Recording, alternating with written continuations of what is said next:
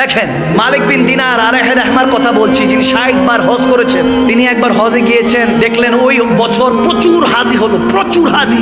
রাতে ঘুমাতে গেলেন 10ই জিলহজের পরের দিন, যখন ঘুমাতে গেলেন আওয়াজ আসলো গায়েব থেকে, কে জানি বলতেছে খাবের মধ্যে, স্বপ্নের মধ্যে, এই মালিক বিন দিনার, এই বছর যত হাজি আছে প্রত্যেকের হজ আল্লাহ কবুল করছেন একজন ছাড়া। সবার হজ কবুল, একজন ছাড়া। তখন মালিক বিন দিনার খাবে স্বপ্নে জিজ্ঞেস করছেন, হুইজি, কে সে? তখন আওয়াজ আসতেছে মুহাম্মদ বিন হারুন বলখি আলাইহির রাহমা, এক আল্লাহওয়ালার কথা বলছেন যে হারুন বলখির হজ আল্লাহ কবুল করে নাই, তার মুখে মেরে দিয়েছে। তো যখন এই অবস্থা হয়েছে, বলতেছে তাকে গিয়ে জানান। মালিক বিন দিনার ঘুম থেকে উঠলেন, ফজর নামাজ পড়লেন, খোঁজা শুরু করলেন।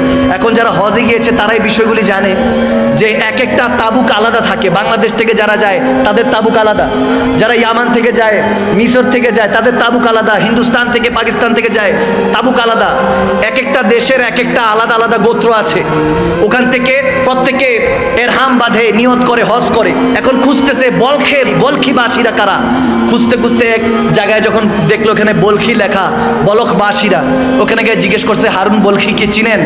বলে হ্যাঁ চিনি, কিন্তু অনেক বড় আল্লাহওয়ালা, পরেজগার বান্দা, কিন্তু কিয়ামুল লাইল করে, সারা রাত ইবাদত করেন, সারা দিন রোজা রাখেন। সুবহানাল্লাহ। এরকম অবস্থা, এত ইবাদত গুজার। বলতেছে বলেন কি?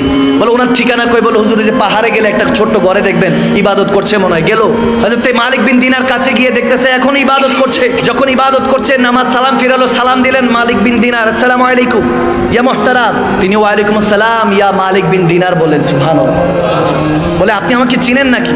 বলে জি, যিনি আপনাকে পাঠিয়েছেন আমি তারই বান্দা।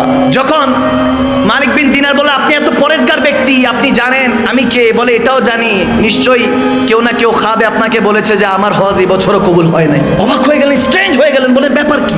আপনি খবর জানেন? বলে হ্যাঁ। দেখতেছে ওনার একটা হাত কাটা, হারুন বলখি তেনার ডান হাত কাটা। বলতেছে ঘটনা কি আমাকে বলেন। হারুন বলখি বলতেছে হুজুর বলতে পারবো না, বললে আপনি আমাকে হয়তো মারবেন, আমার গায়ে হাত তুলবেন। বলে না, যে এত বড় পরেজগার, যাকে সবাই ভালো বলছে, যিনি আমার খবরও জানে, তার হজ আল্লাহ কবুল করে নাই, ঘটনা কি জানতে চাই। বলে হুজুর শুনেন তাহলে, এটা আমার 25তম হজ, আমি 24 বছর ধরে হজ করছি। কেউ না কেউ আল্লাহ ওয়ালা এসে আমাকে বলে দিয়ে যাচ্ছে তোমার হজ আল্লাহ কবুল করে নাই। হারুন বলখি তোমার হজ তোমার মুখে মেরে দেওয়া হয়েছে, নাউজুবিল্লাহ, আল্লাহ কবুলই করে নাই।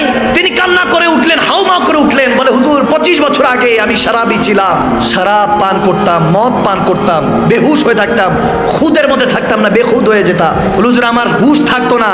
রমজানের ওয়াক্ত ছিল, সবাই ইফতারের জন্য তৈরি করছে, নিজেদেরকে প্রস্তুত করছে। আমি মদ পান করে যখন ঘরে প্রবেশ করলাম, ক্ষুধা পেয়েছে, খাবারের জন্য যখন হাত বাড়াচ্ছি, মাকে বললাম রুটি দাও, গোশত দাও।